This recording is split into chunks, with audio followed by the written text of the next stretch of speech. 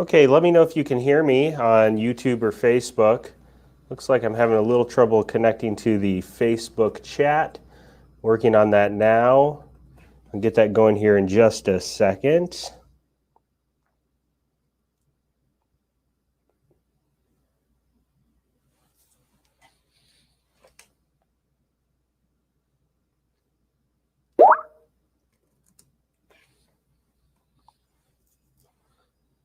I should be able to see the YouTubers. If you just put something in the chat, let me know that you can hear me.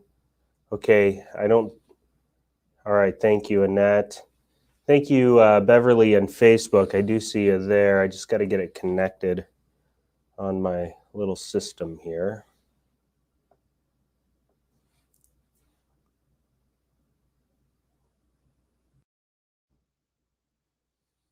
If you haven't already done it, we're going to get started here in about 3 minutes.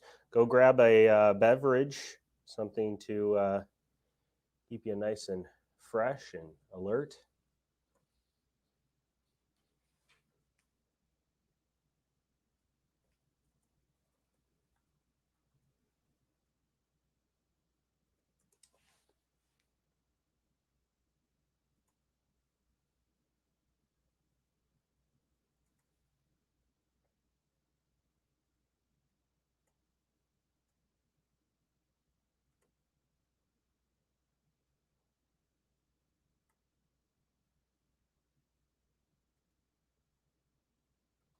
Okay, let's see if I can get the Facebook folks.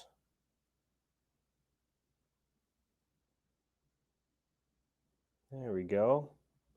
Facebook. Hey, there we go. I see all of you. Great. Thank you. Thank you for all your comments. Good. Thank you. That's helpful. We'll get started here in about 2 minutes. Last chance. Quick bathroom breaks. Otherwise, you can't leave. We used to do these live all the time, and people would leave to go use the restroom. Naturally, understandably so.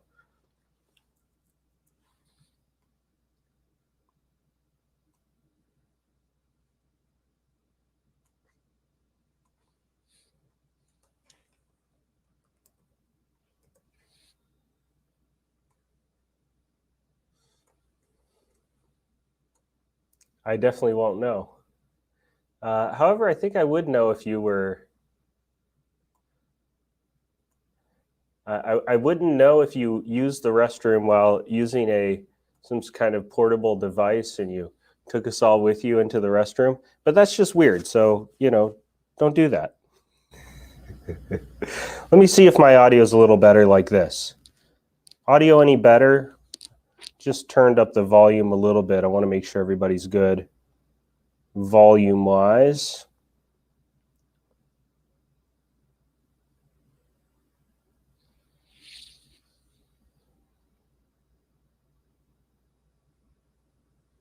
Is that any better? Just cranked up the volume. Should be a little bit better audio. Please let me know.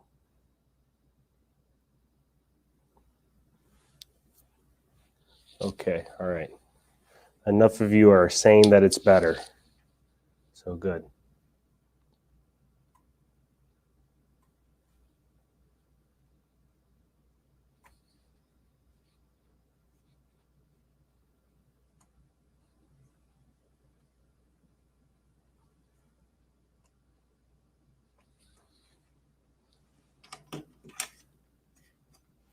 Okay, we're going to get rolling.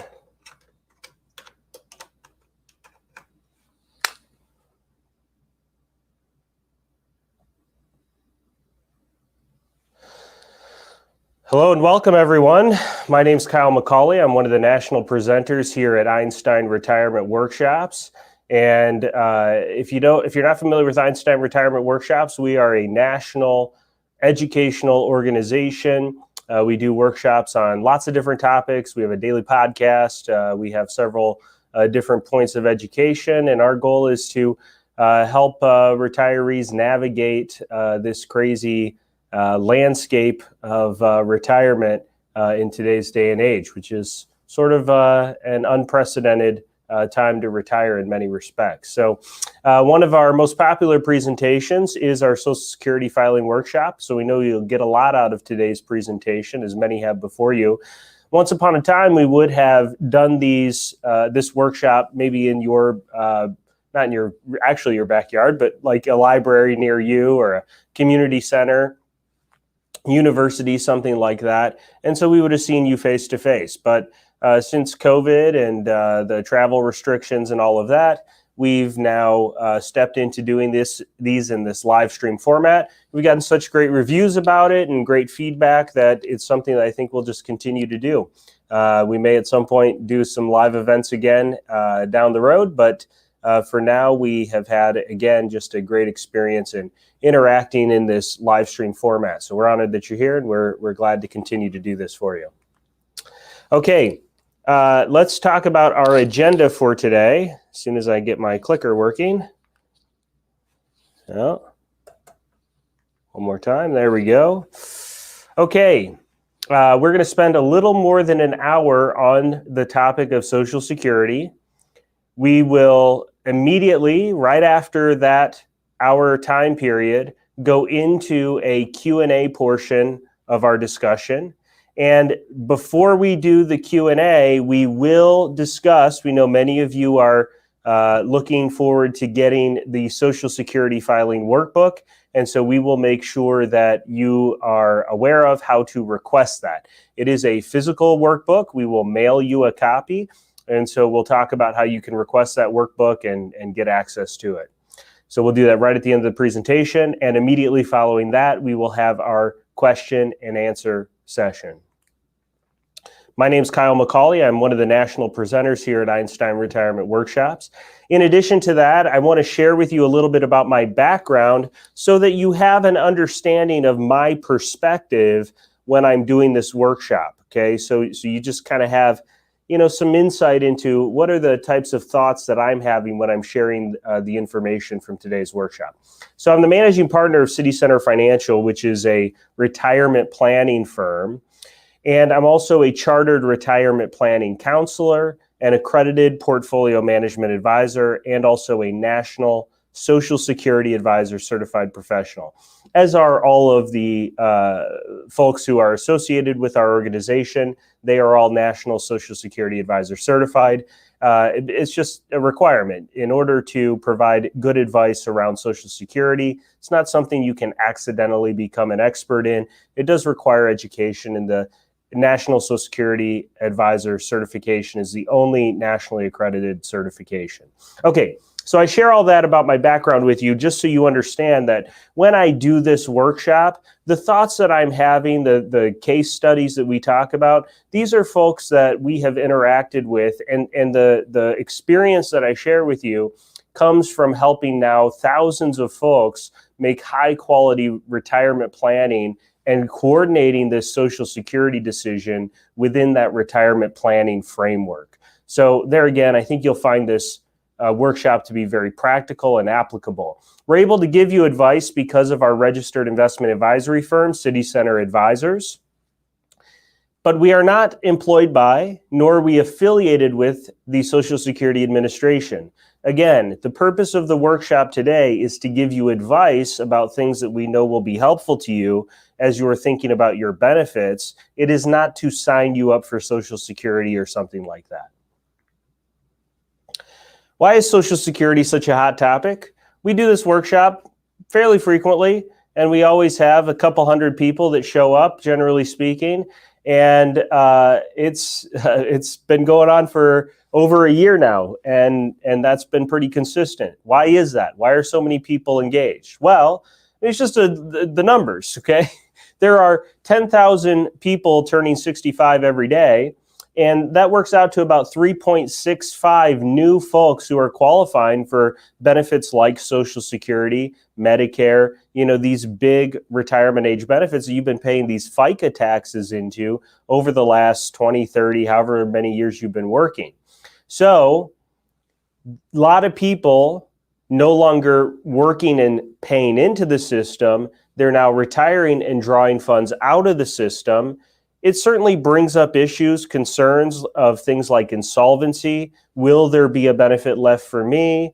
We'll obviously talk about that. Currently today, 65% of middle income Americans derive more than 50% of their retirement income from their Social Security benefits.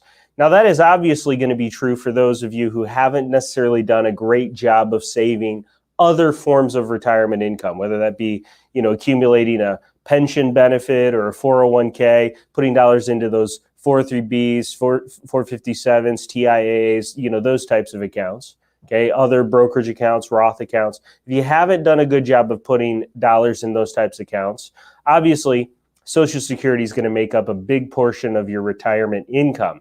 But even for those of you who have, Social Security still is going to come up with a very large, probably more than 50% of your total retirement income once you're on the benefits.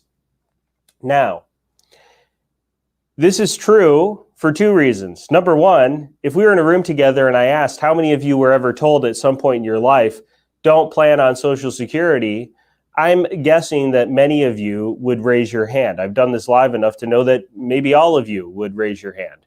And so the benefits are still here, and in many cases, they can be quite good. It is not uncommon for us to see a married couple between the both of them to be getting $40,000, $50,000, $60,000, sometimes as much as $70,000 or more $1,000 a year in terms of a joint benefit. So the benefits are here, and in many cases, they can be quite good. Now, pension benefits are in trouble. I shouldn't maybe say it like that. There's reason to be concerned about pension benefits. And on top of that, you already know this for those of you who are participating in pension benefits that have been frozen.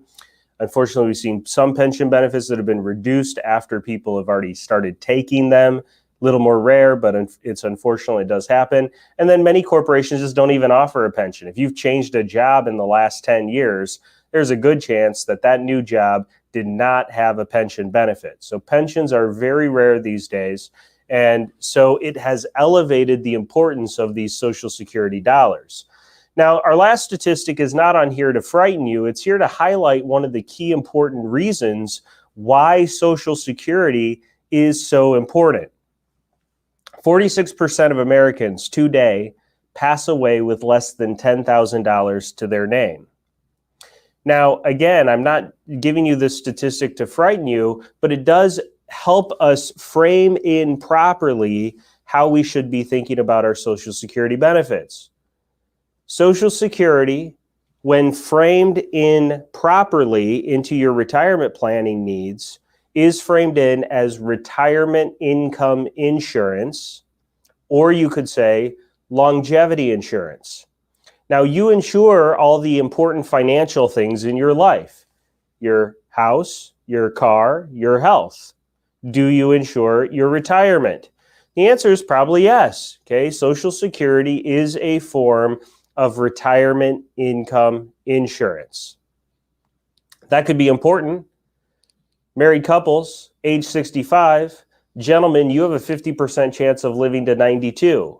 Ladies, you have a 50% chance of living to 97. People are living much longer than they ever expected to. My grandparents are a great example of this. My granddaddy just passed away last year in December, not COVID, just old age.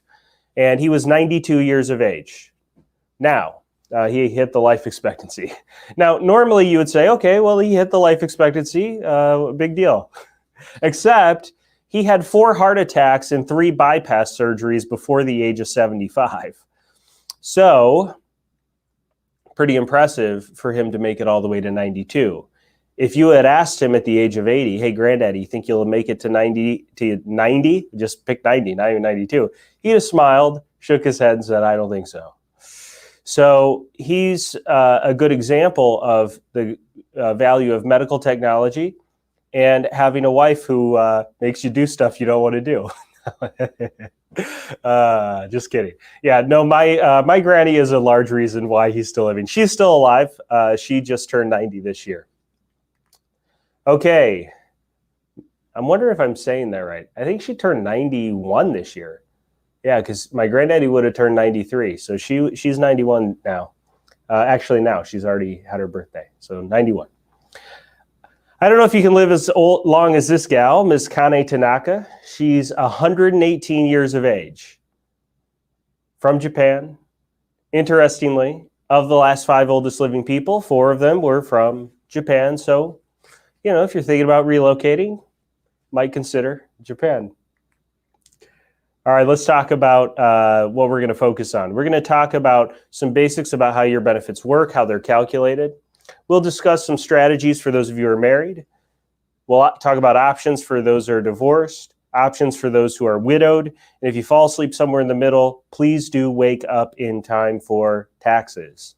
I can tell you, our organization now having helped thousands of folks make high quality Social Security decisions. If there is one single item that is going to take 2 strategies that look kind of close and say, nope, that's no good, we got to file this way, it's going to be taxes. So I want to make sure we have enough time to cover that well for you. Okay, in order to qualify for a Social Security benefit, you must have 40 credits. A credit is earned in a calendar quarter, so you can earn up to 4 per year by having substantial earnings of at least $1,470. If you get all 40 credits, it's roughly 10 years worth of work. Well, exactly 10 years worth of work, actually. And so then you qualify for a benefit. If you are not sure if you qualify for a benefit, you need to go to ssa.gov, sign up for a My Social Security portal, get in there, and you will see green boxes that run across your screen. And at the far right, it'll give you a green check mark, okay? I know this because I recently registered for my Social Security login so that I could tell Social Security to not mail me a paper statement. A bill in Congress right now, little fun fact, that is going to start mailing statements out to people on an annual basis so long as, I think you're over the age of 25 or something like that. So right now you have to be over 60 and not registered to the site. And I understand the principle of it, but think about the waste in dollars of mail. So if you don't have a portal at ssa.gov, I encourage you to get it and tell them, don't mail me a statement. Okay. All right. For those of you who love paper, have them mail you the statement. No problem. Once you've qualified for a benefit, the way that your benefit is calculated is by using the highest 35 years of indexed earnings. It is not the most recent 35 years that count towards your benefit. It's not the most consecutive 35 years that count towards your benefit. It's the highest 35 no matter when they occurred. So you could have had 15 years worth of work, taken 5 years off, picked up another 20 after that. 15 plus 20, that's your 35, no problem. That gap in the middle does not matter, okay? The second thing is it's the highest 35 years of indexed earnings, not the actual dollars. So if you were to look at your Social Security statement, on page 3 of your statement, you would see a table that has all of the years of earnings that you've had over the last 10, 20, 30, 40, however many years you've been working. Now, those dollars that are showing up there are the actual dollars that you earned. They have not been indexed for inflation. If you want to know what Social Security is using to calculate your benefit, you would need to take those dollar amounts and plug them into an indexing table.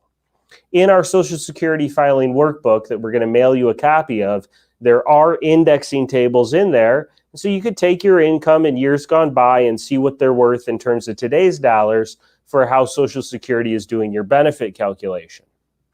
Now, here's an example. Let's say you earned $20,000 in 1980.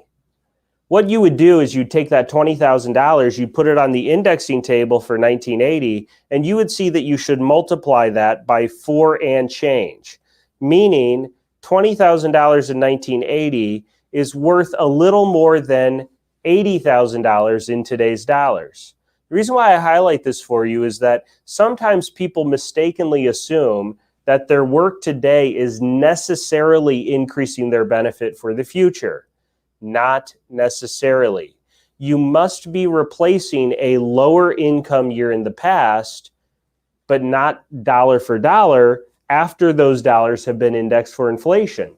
So if I'm working today and earning $60,000 and my lowest income year in the past is $20,000 in 1980, then I'm not replacing that with my work today. So I'm not increasing my benefit. Now, I'm not decreasing my benefit. I'm just not getting an increase for my work, okay? In order to increase your benefit, you must be replacing a lower income year in the past. Now, an easy way to replace a lower income year in the past is if you don't have all 35 years. Let's say you qualify for a benefit, you have 10, but you only have 25. Well, what Social Security is going to do is they're going to take those 25 years, index them for inflation, and then they're going to add 10 zeros when they calculate your benefit. So any additional work that you're doing today is replacing a zero and should have a pretty good size impact in terms of what it'll mean to your benefit for the future. Two primary provisions that can decrease your Social Security benefit. The first one is the government pension offset. This applies when you do not have a Social Security benefit, but you do have access to a spousal benefit, and you also have what is known as a non-covered pension. A non-covered pension is a pension that you're entitled to from working for an employer where you did not pay any Social Security tax, but you did earn a pension. When you receive those pension dollars, 2/3 of whatever you're receiving counts against the spousal Social Security, and it can push that spousal Social Security all the way down to zero. If you have your own Social Security and a non-covered pension, you are dealing with the windfall elimination provision. This one's a little more complicated because it has to do with how many years of substantial earnings you have on the Social Security system, but it can't reduce your Social Security to zero. You could be getting a very small benefit, but it can't reduce it down to nothing. The calculations for both the GPO and the WEP are in your workbook. I think you know this, but if you don't, you've been paying a lot of money into the Social Security system. 6.2% of your pay has been going into this system over the last 10, 20, 30, 40, however many years you've been working. Your employer matched that for a total of 12.4% of your pay, again, over all the years that you were working. Unless, of course, you're self-employed, then you got to pay both. Now, the system is a pay-as-we-go system. When you pay your FICA taxes on your earned income, those dollars flowing into the system are leaving the system right now to pay current recipients. We are funded on that strategy through the year 2035. We've been operating in the red since 2010, which means that all those treasury bonds that the Social Security Trust Fund purchased are currently being sold in order to fund current benefits. In 2036, it's estimated that we're funded for roughly 75 cents on the dollar thereafter. What will Social Security do to fix this problem? Because they will have to fix it. Well, what they won't do is they won't cut your benefits in 2036. I can say that very confidently for two reasons. Number one, Social Security law states that once you hit the age of 55, they may not touch your benefits. They cannot reduce them.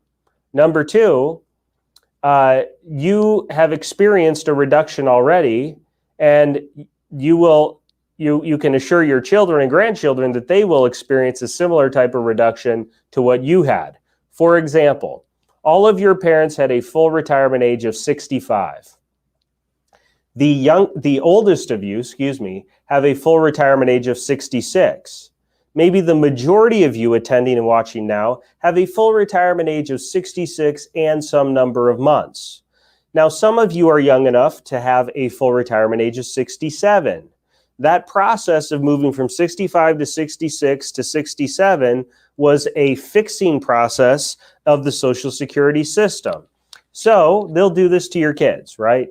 Maybe they'll take away the 62 filing, or they'll push full retirement age up to 70. We don't know what they're going to do, but they'll do something to fix it. that will be a modified version of a reduction of benefits. They won't actually, like cross out the number and write a lower number. They won't do it like that. They'll just delay the time that your children and grandchildren are eligible to receive it. Okay. I know that many of you do have a full retirement age of 66 and some number of months, but just for ease of explanation, we're going to assume for a minute that everyone has a full retirement age of 66. If you file for benefits at your full retirement age, you are eligible to receive 100% of your primary insurance amount. Your primary insurance amount is estimated for you, that big bold number in the upper right corner on the front page of your Social Security statement. That number is your estimated primary insurance amount. If that number says $2,000 and you file at your full retirement age, you should receive $2,000. If you would like to file early, you're allowed. You can file as early as the age of 62. If you do that, though, you do get a reduced benefit. So how much is it reduced? Well, it's reduced by 25%, down to 75% of your primary insurance amount, meaning $2,000 has been turned into $1,500. Now, if you would like to delay past full retirement age, you can do that and be rewarded. You can earn up to 8% per year in delayed retirement credits, simple interest, not compound. So you could turn a $2,000 benefit by age 70, $2,640. 3 distinct benefits you can file for. Number 1, the retired workers benefit. This is a benefit that you're entitled to based upon your own work history. Spousal benefits are benefits you're entitled to based upon a spouse's work history or an ex-spouse's work history. And then widow or survivor benefits are benefits you're entitled to based upon a deceased spouse's work history or a deceased ex-spouse's work history. The last time Social Security law was changed was October of 2015. Basically what they did is they took away all the fun stuff. So if you've heard of things like file and suspend, get a lump sum check, file off my spouse, switch later, all of that is gone, with one exception. If you happen to be in this rapidly diminishing group of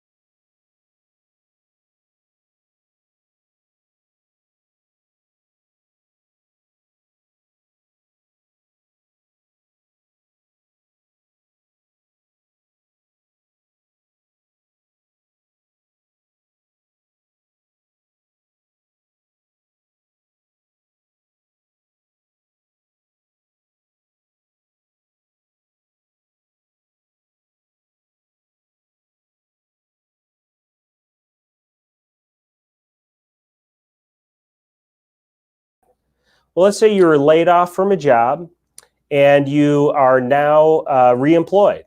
Okay, maybe COVID. You got laid off from your job, but you were recently reemployed, and so you're going to go back to work. Great. But you have Social Security. You don't really need it anymore. What could you do? Well, you can suspend your benefits at any time for any reason, and Social Security will stop paying you, and you'll earn any increases, those delayed retirement credits, from the point at which you suspend until you file again in the future. Let's talk about spousal benefits. In order to qualify for a spousal benefit, you need to have been married for at least 1 year. The spouse that you're planning to file off of must have filed their benefit in order for you to have access. You cannot qualify for your own benefit that's more than 50% of your spouse's. So if my spouse has a $2,000 a month benefit, half of that is $1,000, If I have my own benefit of $1,200, there's no spousal available to me. It's not like I can get my $1,200 plus part of hers. No. Up to 50% of your spouse's primary insurance amount, not their benefit amount. So if John's primary insurance amount is $2,000, Jane is eligible for half of that at her full retirement age, $1,000. Spousal benefits reduce and increase differently than your own. If I have my own benefit and I file at 66, I get $1,000. Okay, of 1,000. If my own benefit's 1,000 and I file at full retirement age, I get 1,000. If I'm not filing for my own, it's a spousal benefit and it's $1,000. I still get $1,000 at my full retirement age. Okay, my full retirement age. If I file early though, at 62, I'm allowed on my own, it turns to $750. But if it's not my own, it's a spousal, it turns into $700. Extra penalties for spouses who file early, if you want to think about it like that. Or you could say, spousal benefits are reduced on a faster schedule if filing early. Also, there are no delayed retirement credits for spousal benefits. My benefit of $1,000 can turn into $1,320. But if my wife has $2,000 and my spousal's the higher one, and I want to file that spousal, I still can only get $1,000 if I file as late as 70. So $1,000 is the top. So spouses don't delay past full retirement age. Now, the problem will come is, remember, I have to wait for my spouse to file my own. So maybe she wants to delay till 70 and we're the same age. Yes, I also have to wait till 70. Okay, so there's nothing in it for me to delay till 70, but I have to because she did. Okay. Another common example would be, I have my own $500 a month benefit. My wife has $2,000. She wants to delay till 70. I don't want to delay. There's nothing in it for me. What should I do? Well, I should file my own at full retirement age, collect $500 a month, and then switch at 70 to the spousal when she files hers. Okay, I'll just go from 500 to the full 1,000. For my married couples, when one of you passes, only one benefit remains, and it's always the higher of the two. So again, remember, when you think about these Social Security benefits, longevity insurance, but not just for you, also for your surviving spouse. Only one benefit remains, always the higher of the two. Two most common mistakes we see married couples make. Number one, higher wage earner files early. Why would that be a mistake? Well, if that higher wage earner files early and happens to die young, he or she could be leaving their spouse, their surviving spouse, with a very low benefit, maybe for 10, 20 years without them. So very important to remember that higher wage earner, if anyone's going to delay, it's going to be that person because we want to maximize that survivor benefit. The other mistake we see is that both spouses delay past full retirement age. It just almost never works out. Generally speaking, one of you will file early to some degree or another, and one of you will delay to some degree or another. Let's talk about divorced spouse benefits. In order to qualify for a divorced spouse benefit, you need to have been married for 10 years in a row to the same person. Married 5 years, divorced, remarried, even to the same person, 7 years, divorced. 5 plus 7 does not equal 12. One of those two stints has to be at least 10 years. So I know you didn't come on here for marriage counseling, but if you needed a reason to hang on, there you go. Same benefit amounts in terms of extra penalties for spouses for divorce benefits when you file early, and no increases for delaying apply to the ex-spousal benefits, as did also the spousal benefits. One major difference between ex benefits and spousal benefits is that you are independently entitled so long as you've been divorced for at least 2 years. So in the example I gave earlier, if my wife delays till 70, I also have to delay till 70. But if we've been divorced for at least 2 years, she can delay till 70 all she wants. I can file whenever I want to.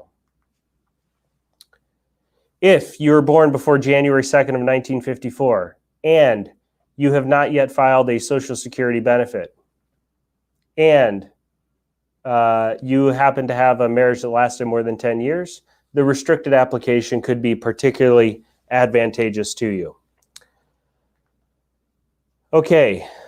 I need to apologize a little bit, but I am really not feeling well, and it's starting to get worse. I've had a bad headache for about the last hour, and I took something to try and help, but it's not really helping. So starting now to feel just a touch nauseous. So I apologize, but I'm really starting to have a hard time. So what I'm going to do is I'm going to speed up just a little bit because I do want to make sure I touch on all the big points. But I'm going to skip over some of the stuff that's kind of quirky and fun, but probably doesn't apply to too many of you. Okay. So I apologize for having to do this, but otherwise I'm not sure I'm going to get through it. So, again, I apologize, but I'm going to touch all the big highlights. Okay. Common questions we hear from those who are divorced. I'm divorced. My ex is going to file off of me. Will that affect me somehow? No. I'm divorced. I've also remarried. My ex is going to file off of me. My new spouse is going to file off of me. Will their benefits affect each other? No, they will not. I'm divorced. My ex is going to file off of me. My new spouse is going to file off of me. And I've managed to fit a few 10-year marriages into my lifetime, and they're also going to file off of me. Is that going to affect things? No, it's allowed. Okay, as many 10-year marriages as you can fit in, you can do this. And if you happen to die young, they can all, maybe a little stress, they can all get widow benefits as well. It is allowed. Okay, if you file on your ex, will they know? No, they will not. Okay, so you can file on your ex. It doesn't affect them. The only way they know is if you tell them. Okay, for those of you who are widowed, you get to file as early as the age of 60. You're the only group who can do that. You must have remained unmarried until the age of 60. So if you're widowed prior to 60, but you get married before you hit 60, then you are going to lose those widow benefits. So be very careful of that. The very first workshop I ever did, gal in the back raised her hand and said, "I need to delay the wedding." And in fact, she did. Okay, so if you've attended before, I can tell more details, but let's just keep going for now. But she needed to, because she was gonna miss out on a lot of benefits. Very important for her to delay the wedding in that case. I told this part's too good. So she asked her priest if they could just do the religious part and sign stuff later, and he said no. I'm a religious person. I think that's so funny. All right, anyway. You must have been married a minimum of 9 months prior to the death of your spouse in order for those widow benefits to be retained. Now, special exceptions apply to this. This is only to prevent deathbed marriages. If you were widowed and it was unexpected, wasn't like they had a terminal illness, then you can get a special release. Okay, widow case study. I'm going to do an abbreviated explanation of this. Again, I'm sorry for having to do this, but I'm having a hard time. Okay, John never elected for benefits. He died at 64. His full retirement age amount was $2,150. Jane was 5 years younger. She attended one of our workshops. She's trying to figure out what to do. She was 59 when John died, but she's 60 now, so she's got widow benefits. She's trying to figure out what to do. She has her own work history where she can get $1,197. Okay, if Jane files for those widow benefits right away, she'll get $1,537. If she collects from 60 to 80, she gets $461,000 over her lifetime. If she uses a different strategy where she starts at maybe her age 62, it's $1,197. And if she then switches to her widow benefit at 67, so she could start with her own and switch to widow. She doesn't have to just do widow. So if she does it that way, it's $77,000 more over her lifetime to do it like that. But it could be even better.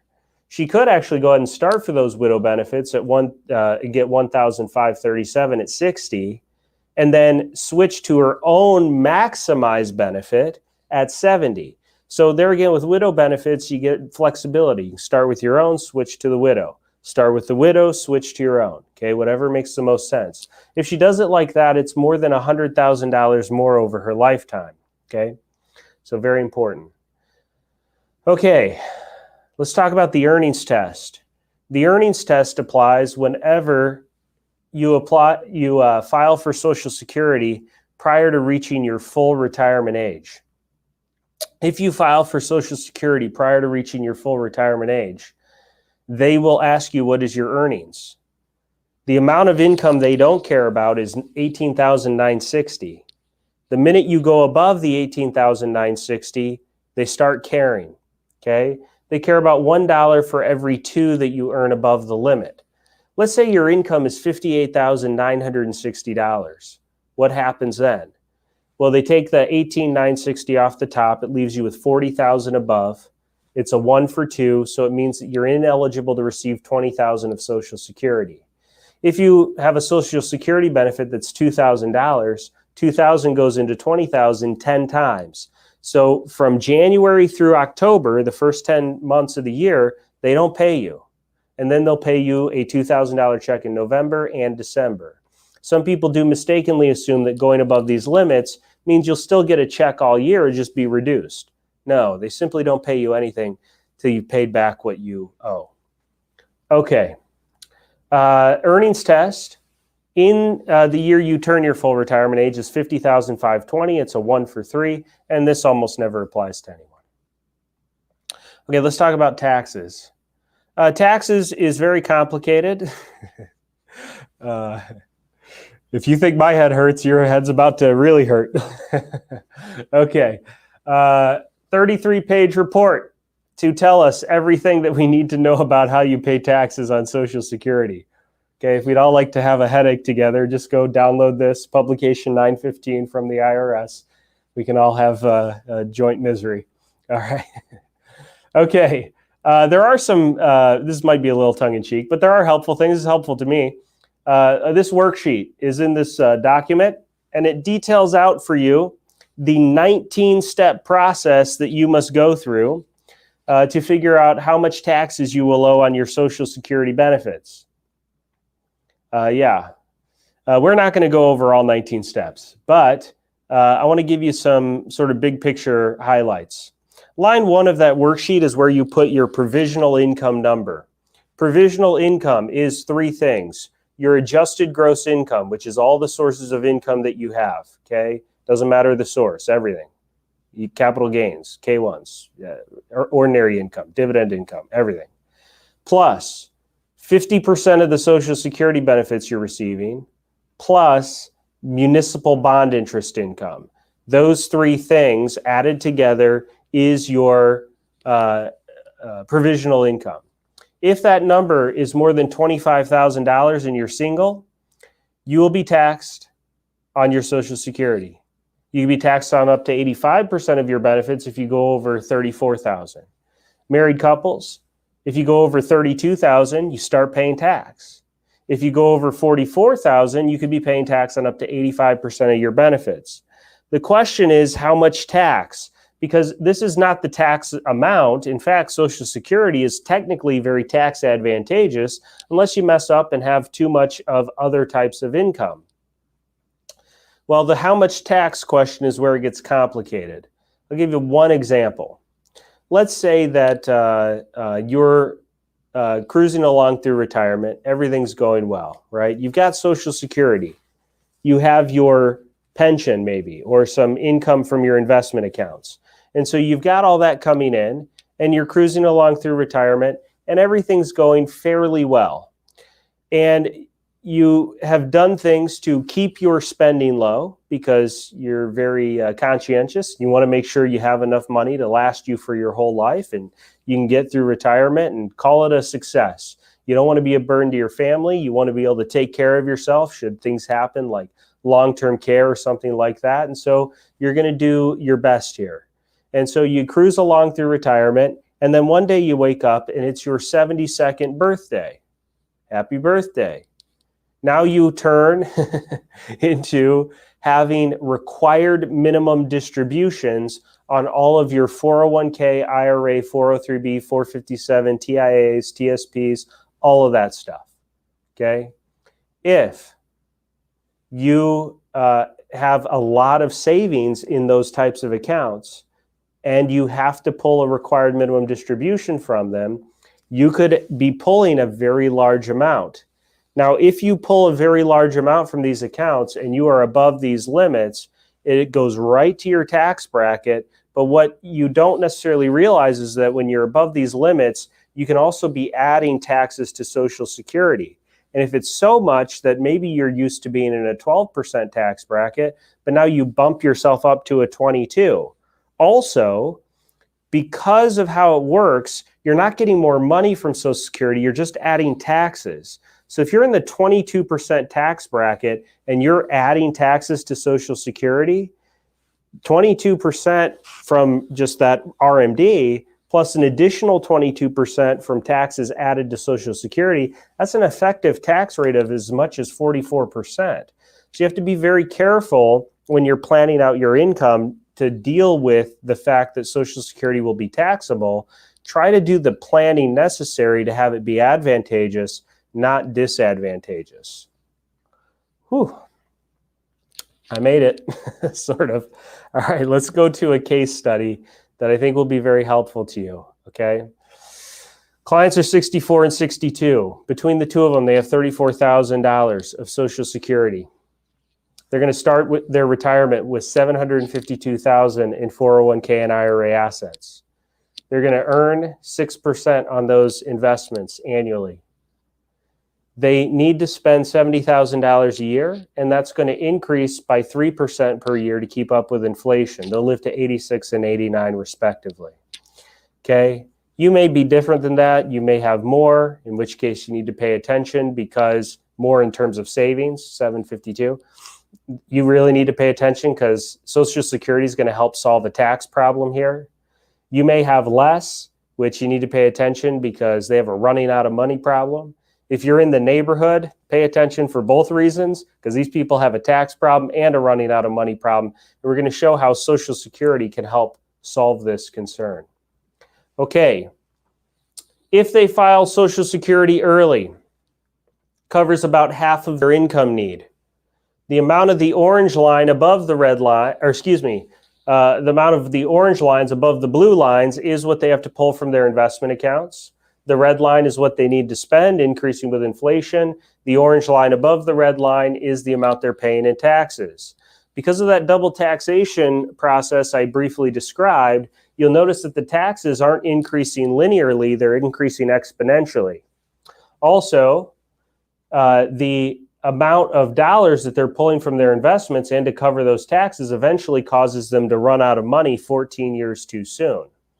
Now, the only difference between this slide and the next slide is a change in the Social Security filing strategy.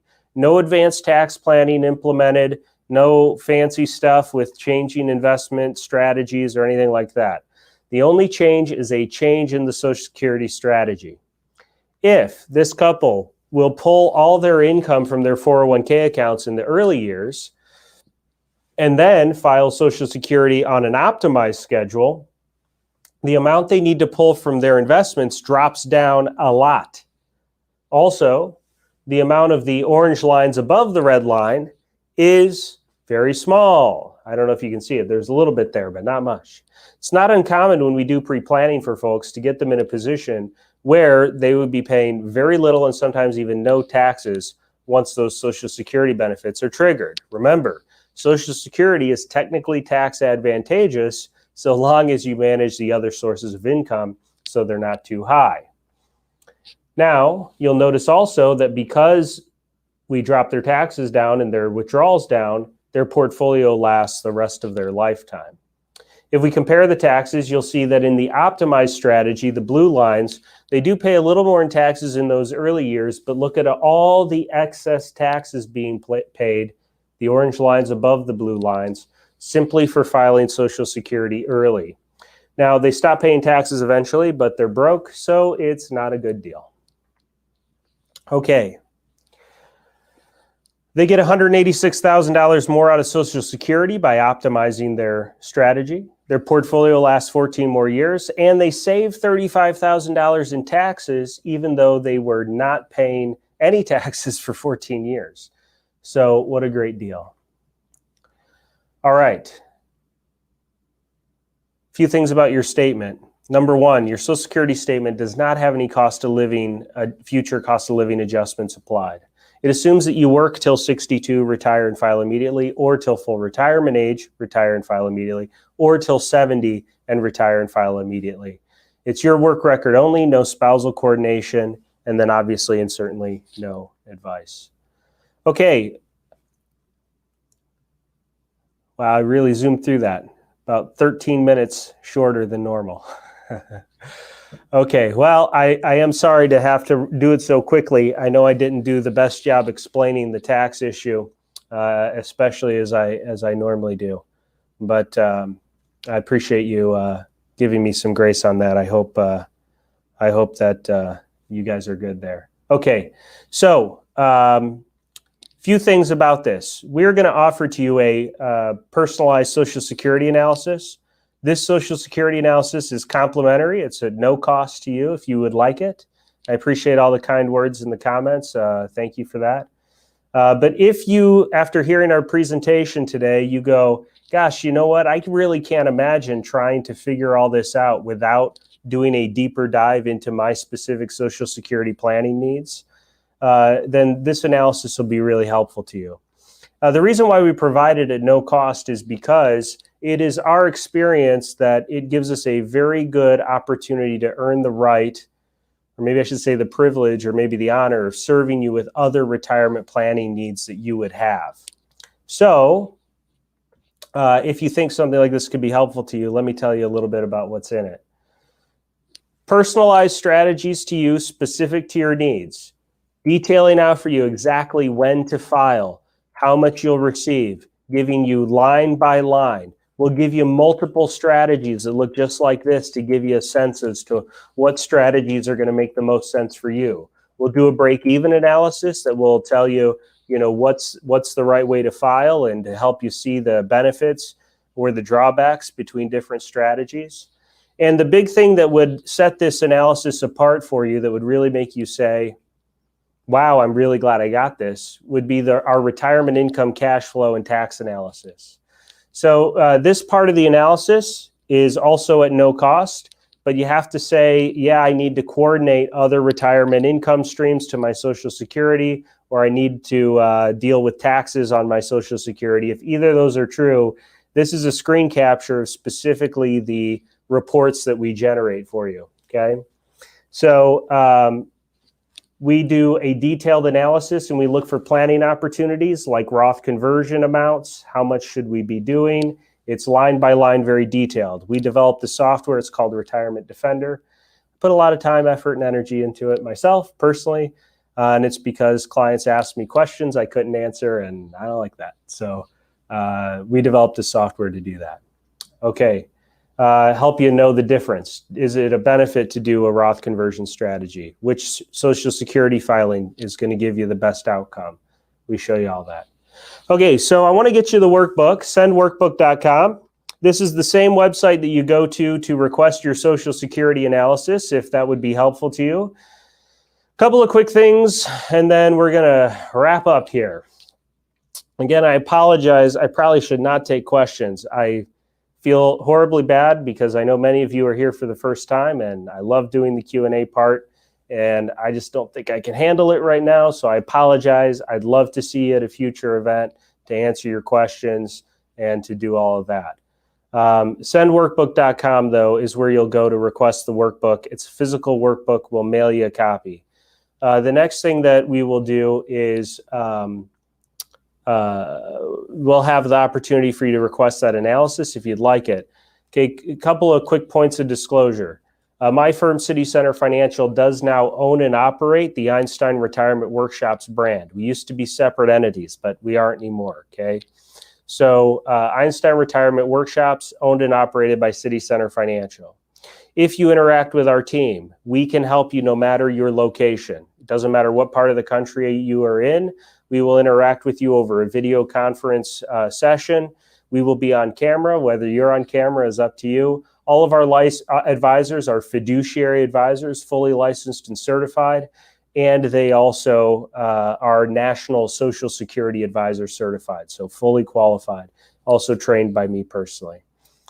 Okay, if all of you, I feel a little funny that if too many of you say yes to the analysis, I'll feel like normally my wonderful presentation, I don't have to do it that wonderfully. So in any case, we'll see what happens.